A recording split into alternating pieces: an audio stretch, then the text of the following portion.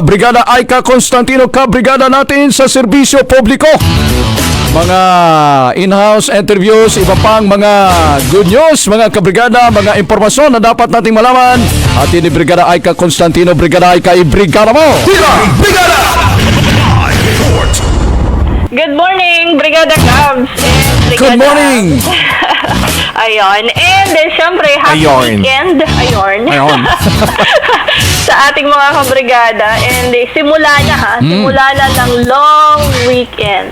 Oo nga pala. Kasi, di ba, sa Lunes lang pasok. Oo. Yung iba. Ayan. Ano Pero, kayo, special kung yung- non-working, di ba? Sa Monday. Yung iba nating mga kabrigada, kung naniniwala sila na mag-a-apply sila ng trabaho, kapag, yung pagkatapos na ng long holiday nila, meron naman tayong mga kabrigada na kinukuha na yung pagkakataon para mag-search ng kanilang pag-a-applyan. Pero, sa mga taga-Pasay, na kung hindi nyo na kailangang mag-search dahil ngayong araw ay magkakaroon ng barangay labor desk job fair dyan sa Pasay City. The search is over. Yes. Pumunta lamang kayo sa may Concord Basketball Covered Court ng Barangay 190. Simula alas 9 ng umaga hanggang alas 3 ng hapon. At balita ko, 2,000 na job vacancy yung meron ngayong araw na ini-offer ng 12 partner companies. Nako, dami niya na. Oo, ang dami, 'di ba? Kaya talagang pumunta na sila doon. Wag na nilang intayin na matapos yung holiday bago maghanap ng trabaho. Yeah. Kasi eto na 'to eh. Pero matanong ko lang, kayo ba Brigada Abs and Brigada Gabs? Nagkaroon ba kayo ng other na trabaho maliban sa trabaho natin ngayon? Yung parang ibang linya. Oh, hindi pa naman. Hindi pa. Ako hindi Ibang pa. linya? Oh. Oo. Ano ako, naging model ako dati. Wow! Ako kasi dati akong messenger. Ay, nako. Yun ang aking kauna-unahang trabaho after ko ng high school. Pero hulaan nyo kung ano yung dinideliver ko. Ay, ano? Ano? Ano? Hindi sulat, mga pustiso. Ay, nako. talaga. Oo, Ay, dyan sa talaga? may isang laboratory dyan sa Libertad, nagdi-deliver ako ng mga ginagawa papunta sa monumento, sa Oh. may Valenzuela, basta doon. Meron ka bang Yun. ano dyan, nakitang ang kliyente ang pangalan Ronnie Mar? Wala ba?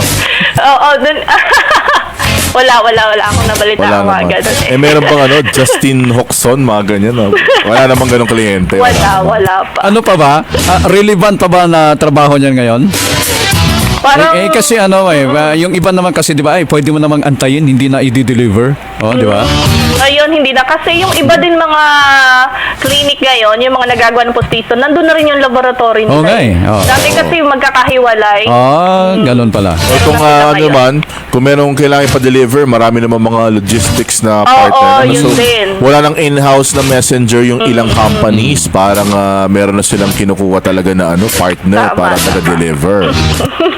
Ayun. And speaking of trabaho, naku, hindi naman nagpapahuli yung mga taga Mandaluyong. Dahil Meron ang din. Oo, Mandaluyong Peso ay meron din namang in-house job interview. Pero ito ay sa Tuesday and Wednesday next week after ng holiday. So yung iba na magpapahinga ngayong darating na long weekend, edi sa Tuesday ito bakbakan na ulit dahil pumunta lamang sila sa may second floor ng BOC building ng Mandaluyong City Hall. Simula alas 9 ng umaga hanggang 11:30 and sa hapon naman alauna ng hapon hanggang alas 4. Yun. And meron palang mga ginagawa ang DPWH dahil Saan magkakaroon sila ng mga reblocking and repairs sa mga ilang pangunahing daan dito sa Metro Manila. And nagsimula na to kagabi, alas 11 ng gabi at magtatapos sa August 21, which is sa Lunes, alas 5. So, Saan sakto. areas yan? Oo, marami. Ito ay 18 area. Pero bibigyan ko kayo ng ilang lugar, ha? Sige, Meron sige. dyan sa may C5 Road, Oo. sa northbound lane, ayan, sa Subaru 2, Mga pa-north pala yan. Pa-northbound. J. Vargas intersection sa may Pasig City. Then sa may Caloocan, sa may Rizal Avenue exit, northbound din, between 4th Avenue and sa may hanap tayo ng ibang lugar. O dito sa may Malabon, sa MacArthur Highway, sa northbound din. Yan, may isasagawa din dyang road reblocking and repair. Madalas sa Caloocan, tsaka sa may Quezon City. Caloocan pa rin. Wala na nga kuryente, wala ka ng tubig, wala pang madadaan. Lagi-lagi na lang. Oo. And speaking of Caloocan, parang sila rin yung tatamaan ng maintenance ng Maynilad. Parang talagang pinangangalagaan nila yung mga konsumidores ng Caloocan kasi tuloy-tuloy eh. Pero Oo. kasi ito ay parte ng ginagawa nga nilang maintenance para sa... Baka Caloocan mo na ngayon. Oo, Mag-antay tama ka kayo dyan. ng inyo.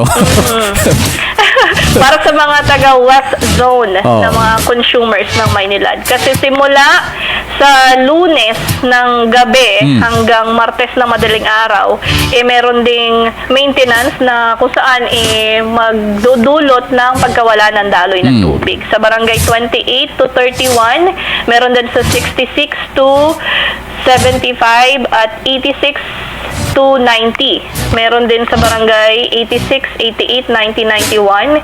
Pero again, ito ay simula lamang ng 11 PM ng August 21 hanggang alas 4 ng madaling araw kinabukasan. Okay. Yun. And last na lang, mabilis lang to dahil yung Meralco nagpapaalala doon sa mga may bayarin sa kuryente, hindi porket holiday ligtas sila ha. Dahil pwede silang mag-process ng kanilang mga payment online. Ayun. Yan. Baka daw malimutan eh. Oh, so Ang pwede pa putulan, online tapos pero yung sabihin mga nila, business centers sila ay closed. Yes. Yun. Kasi nga close sila kasi holiday. Oh.